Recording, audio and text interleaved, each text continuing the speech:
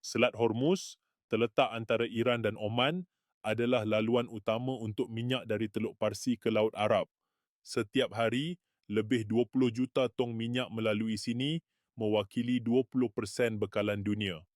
Negara-negara seperti Arab Saudi, Iraq dan UAE sangat bergantung kepada laluan ini.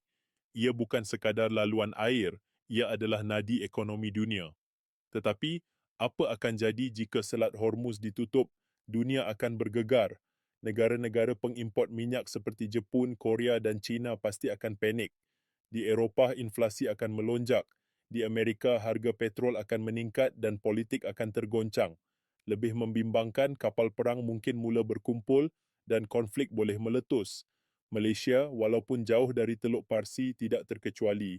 Kita masih bergantung kepada perdagangan global. Apabila harga minyak naik, semua barang akan turut naik. Kos pengangkutan akan meningkat dan barang dapur akan menjadi lebih mahal. Ringgit mungkin akan lemah dan apabila kos sara hidup meningkat, kita sebagai rakyat biasa akan merasakannya paling teruk. Tiada siapa yang dapat meramalkan apa yang akan berlaku. Konflik dunia semakin meruncing. Komen pendapat anda.